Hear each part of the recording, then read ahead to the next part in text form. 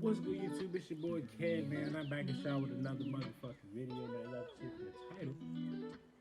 I'm back in shot with another tornado video, man. This one is a tornado that somebody requested for me to react to, man. I think it's a Jarrell Tornado, man. Jarrell, Texas tornado. But this video is called Jarrell Tornado 20 years later. So yeah, man. But this video was posted 4 years ago, so this is But this is in '97, bro.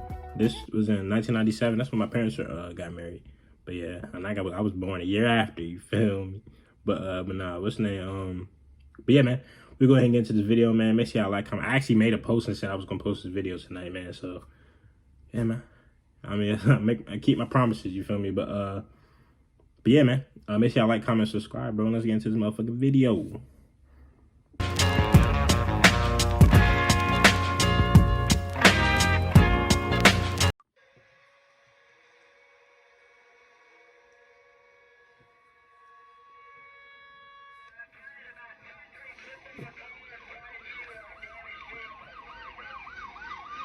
I was expecting a funnel cloud. There wasn't a funnel. It was all the way across. Big, dark, black. Oh my God. It was really total, complete destruction.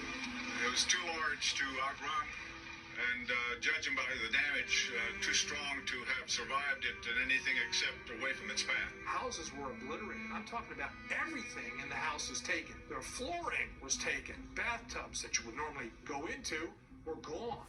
And they said, hey, we found a body over here, and we found a body over here, and nobody could tell who they are. You could just barely see the figure. Once you've witnessed it, you never get over it. The tornado was totally beyond our control, but people just stepped up immediately to try to help, to try to donate, to try to comfort, to do all of those kinds of things, not just for a day, but for a long time after. 20 years later. I'm Albert Ramon. I'm Terry Ruka. A lot of things in life are out of our control. And 20 years ago, May 27th, 1997, Mother Nature took everything from the town of Jarrell. The tornado that touched down took 27 people away from their loved ones. The survivors' stories are heart-wrenching. They describe images most of us can't imagine seeing with our own eyes. But to begin to understand how much they've lost, you have to know how it starts, with one of the deadliest tornadoes in Texas history. May in central Texas, the stormiest and at times the most violent time of the year. But the first few weeks about to be of crazy. 1997 were unusually calm. There were hardly any tornadoes anywhere on the plains. Former TV meteorologist Lon Curtis was an assistant district attorney for Bell County and an experienced storm chaser. Nobody was having big storms. Take a look at the satellite from this afternoon and see the explosion. That all changed on the 27th. The strongest storms are taking place. The humidity was sweltering at 6:30 in the morning. The atmosphere was primed, moisture content was high, and there was an incredible amount of instability. I had never felt that kind of humidity at that hour of the day. Then a gravity wave, a ripple in the atmosphere produced by storms in Oklahoma and Arkansas the day before, collided with that muggy air mass over central Texas, and the fuse was lit. It looked like an atomic bomb had gone off. That explosion in the atmosphere kicked off just south of Waco, just after lunchtime. This cumulonimbus that just went straight up in the air before it spread out. In just 40 minutes, the first of 22 tornadoes would drop near Lorena, Texas, and continue southward over the next 2 hours. And I just jumped out and started rolling as fast as I could. KVUE photojournalist Scott Gass intercepted the storm as it moved into southern Bell County near the community of Prairie Dell. Initially, it was just a singular thin cloud. Great, keep looking for another one. Debris from the ground began going upward into it. Curtis had chased the But storm look how south, witnessing the, the same development is this the tornado? about 10 miles north of Jarrell. And that just got bigger and bigger and bigger. We just didn't really have a sense of how big it was until it hit one of the hay bales. It hit one almost directly and just flung it up into the air like it was nothing. I don't know what the thing's gonna do. I seen the movie Twister. That's all I know. Were you scared? A little bit. God, look at that. It was literally coming directly toward us, straight down I-35. There was one more foreboding signature of this monster tornado. It was moving in an unusual direction, southwest, along the stalled boundary stretched from west of the interstate. Okay, man. Let's move. Scott News reporter Greg moved farther north. The tornado was approaching the west side of Jarrell. It had grown into an F5 monster. Oh my God. Huge. Way bigger. In a matter of minutes. Bro, how? Bro, this shit got big as shit. Is the rapid intensification from the That shit is crazy, dog. It looked like the Oklahoma tornado. What year was that? That was what, 99? That's 3/4 of a mile wide. Oh my 13 God. football fields laid end to end. And I yelled at my reporter, look at the size of it now! Now, instead of it looking like a traditional tornado like you see, it looked like just a big Jeez. wedge from the ground up.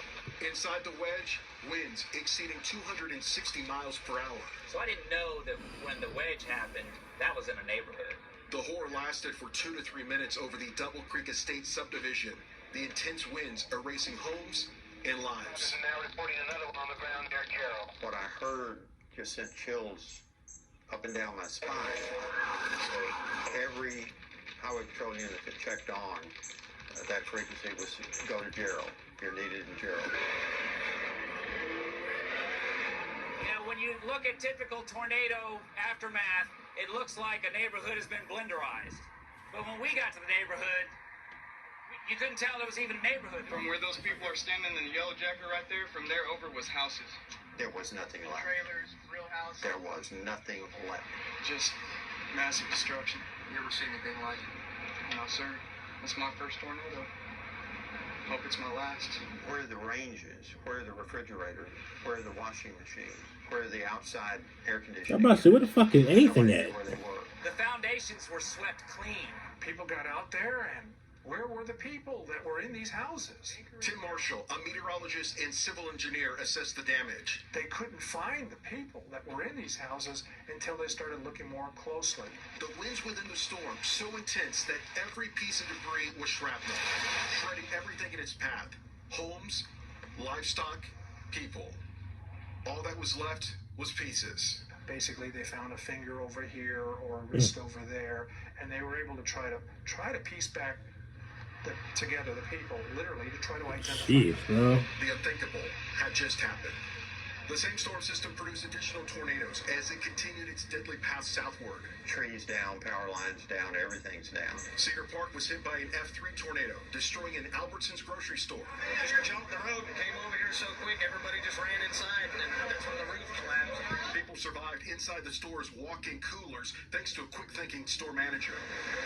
Home video shows the tornado approach, then strike the Buttercup subdivision, a neighborhood in shambles. 70-mile-per-hour winds and flooding rain roared through Austin. So folks in the downtown Austin area, you need to take shelter immediately. A 38-year-old woman killed along Show Creek from flash flooding.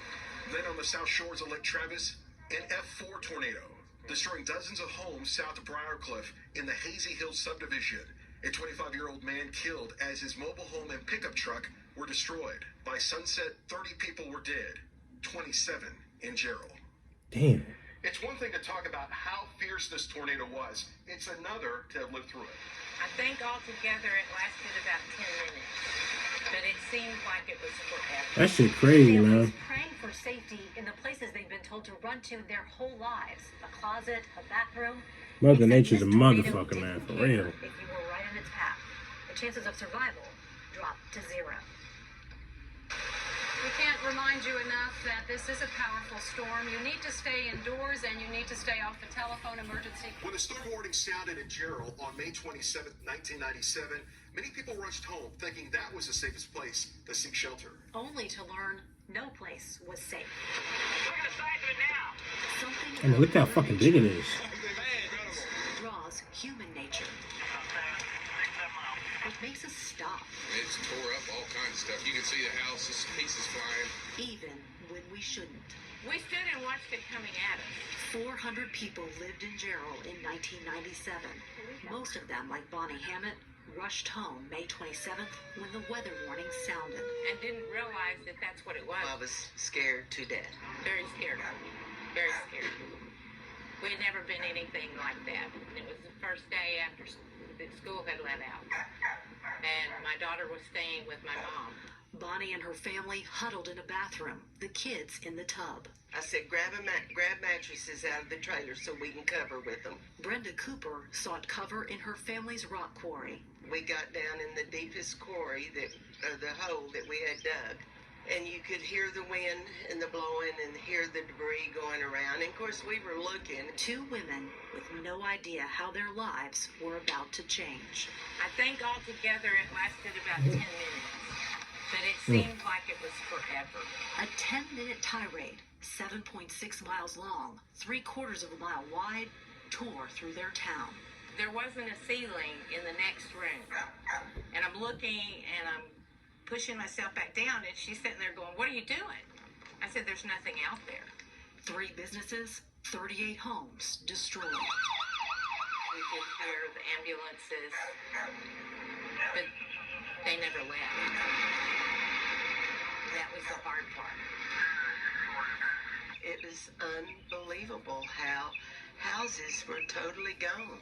Total devastation.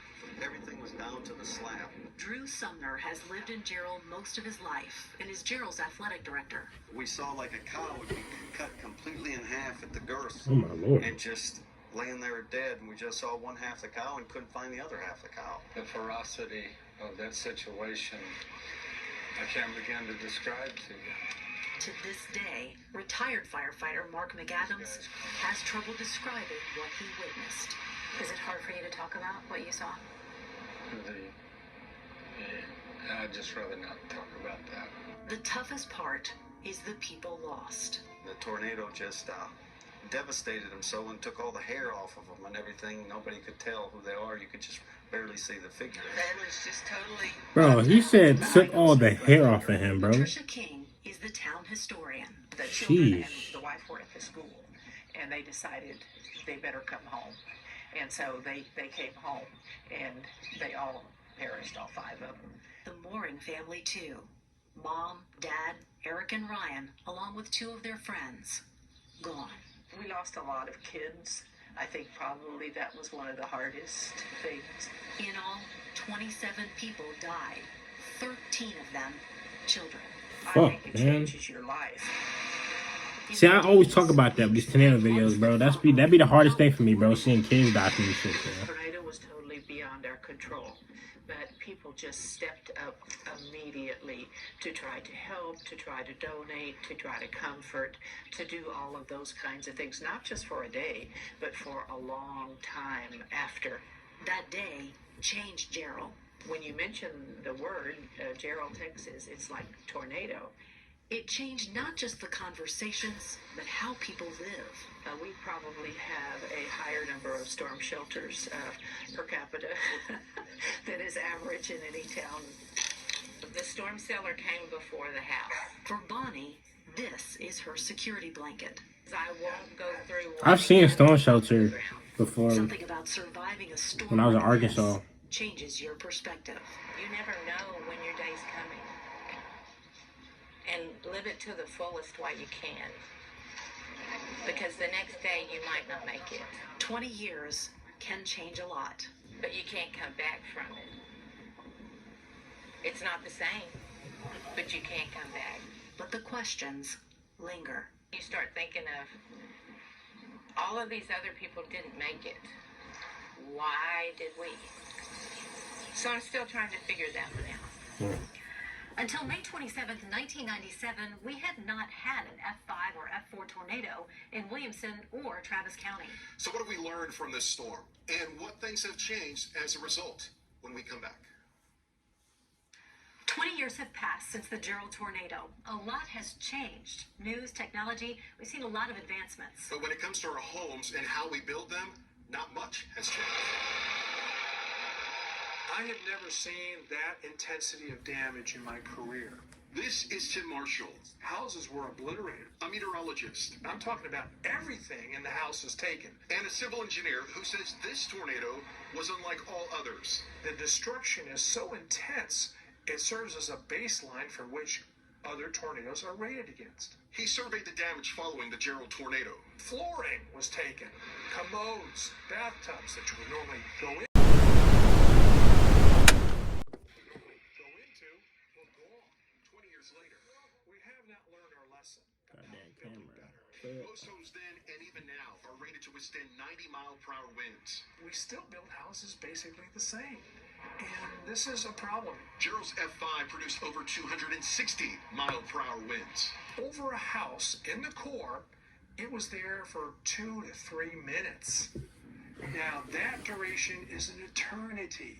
The tornado crawling at only 9 miles per hour, not just destroying everything in its path, but shredding and grinding the landscape.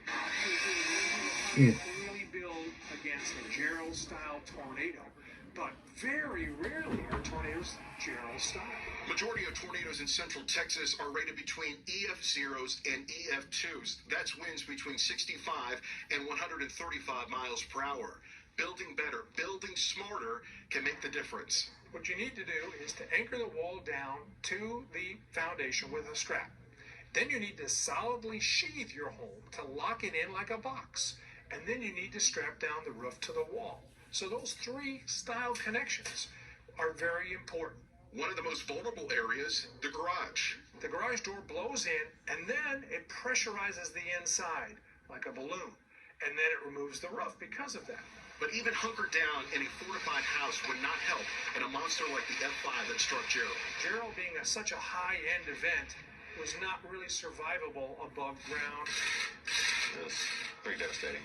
Adam Richter is owner of Jarrell Storm Shelters. Save your life is what it'll do. His father-in-law started the business after the Jarrell disaster. No one was expecting that storm, and if they would have had that, shelter like this or similar, they'd be alive today. They're rated for wind up to 250 miles an hour, which is the Jarrell-style event. And despite what you may think, the dirt compacted around it, everything, it's basically anchored into the ground. Not all shelters have to be underground. You need to incorporate it into your house, so you can have one like in your closet, or the garage. For the cost of granite countertops, I mean, it's really not that much. Something you get, and hopefully you'll never have to use it. The way homes are constructed hasn't changed much in 2 decades, but weather technology has, especially when it comes to how tornadic storms are tracked. Our computer models are much better than they were 20 years ago. John Zeitler is a meteorologist for the National Weather Service in New Braunfels. We are picking up an apparent rotation in this particular storm. Back in 1997, our radar only updated about every 5 to 6 minutes. Now we get updates literally every minute. That is now moving across the north central portion. So that, again, makes a big difference in determining the direction the storm's going. One of the newest upgrades of Doppler radar is dual polarization. This gives meteorologists the ability to look. I'm about to say the technology probably wasn't the same like it. Obviously, wasn't the same like it is now. But because we see the debris actually inside the storm. The radar now sends both horizontal and vertical electromagnetic waves, spotting not only rain and hail, but tornadoes. They can actually see debris that has been lofted by a tornado. You will not see that debris unless there is a tornado funneling it up into the air. The new technology is leading to better and quicker warnings. A lot of people have smartphones now, and with the internet, we can get that warning out much faster. And that, along with having a plan of action, can save lives. Something like the tornado in Jarrell doesn't happen often, but there's nothing wrong with being prepared and having a plan of action just in case. We've said it over and over, but this storm changed people forever. They will always have one eye on the sky. There will always be tension when there's severe weather in the forecast. But the survivors also remember the selflessness of complete strangers. It was the long-lasting comfort providing to the people that suffered. That's good, though. People need that. Remember. They were friends, entire families, loved ones, Texans. Remembering the people who lost their lives. Next. For the people of Jarrell, the number 27 surrounds them. It is the day in May 1997 that the tornado ripped apart this small community. It is the number of people who lost their lives. And the score of the high school's first football game the summer following the storm. For all the heartache that this community suffered from this storm, there's also a lot of good. Spring signals a fresh start, and no place is that more apparent than the community fields in Jarrell. Kids' cares focus more on bats and balls. I have all my friends here, and I've grown up here. I like this. It's a good place here. Than life and losses. And yet it is here where so many are reminded of all that was lost 20 years ago. The exact spot where Double Creek Estates once stood, where 27 people died in the Jarrell Tornado, is now literally a field of dreams, where kids like Mason Schlerner are reminded of their own family's losses. Their house was pretty damaged. His grandparents rebuilt in Jarrell, and most other people did too. But there are some things This was the box, time can't erase. the high school cafeteria. And all photographs were to be turned into the high school there. Mm. And then they collected them all, you know, the mud and debris on them. But still there. This was it's still there. The mud is still there. Cheryl Mooring Stager and her sister Linda Mooring Barr lost their brother, sister-in-law, and 2 nephews in the tornado. I know they are in spirit with us all the time. Decades later, it is the little things they treasure most. Is it hard for you to see this? Yeah, sometimes. A family scrapbook triggers all kinds of memories. We were a year and a half apart, so we fought a lot. Normal, he and I did it. Normal, big brother. It wasn't until, I guess, you know, we got older, we had kids, you know, that I came to appreciate, you know, more about him. Photos that feel like a time capsule of sorts.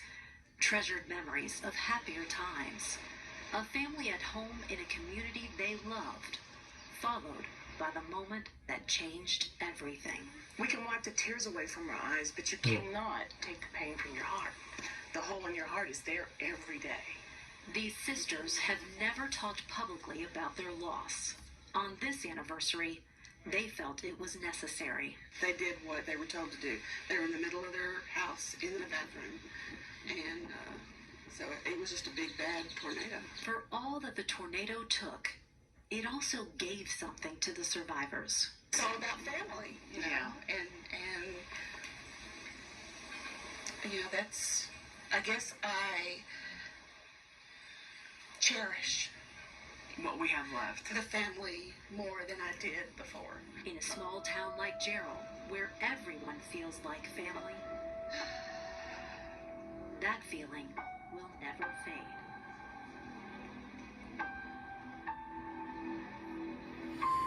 Damn. Ooh, I'm not gonna lie. I think out of all the tornado documentaries that I've reacted to quite a few, and I think this one probably hit hard. I mean, hit the most. You know what I mean? Just, damn. I think it's because people actually. I think it's the more sad part is that people actually did what they were supposed to do. Man, it's just the tornado was so fucking big. There's nothing they could do about it, man. Shit sucks, man. Yeah.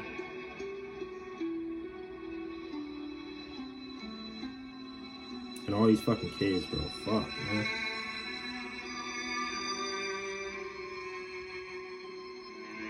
A lot of these were teenagers, man, that died. 5. Somebody was, damn.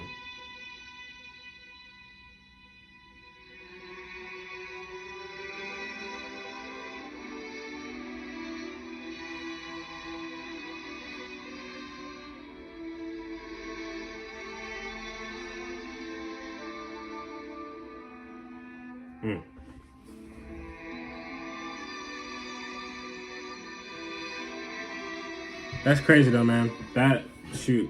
I think Joplin might be the worst one I react to though, as far as like deaths, like casualty wise. Definitely. Yeah, that was definitely I think Joplin, because I killed like 160 people, so this one killed like 27. But it was sad about this one is obviously it was a lot of kids that died. I think that's the hardest thing that I got out of this documentary, just how many kids died. Because 27 people died. 13 of them were fucking children, bro. And that's shit is crazy, man. And the sad part is it could have done nothing about it. It was fucking Mother Nature, bro. You know? And it's, yeah, but yeah, man. I definitely want to make sure I brought y'all another tornado. I made some more tornado videos. I'm definitely about to get back into those. I've done quite a few, you know what I mean? But definitely about to get back on those. But yeah, man, I got one more video I'm gonna do tonight, man. But that's a music reaction. But yeah, man. I hope y'all liked the reaction, man. Let me know in the comments, bro, how y'all felt about the documentary. Of course, if you've seen it before. But yeah, man. Yeah, man. I'll catch y'all next video. Peace.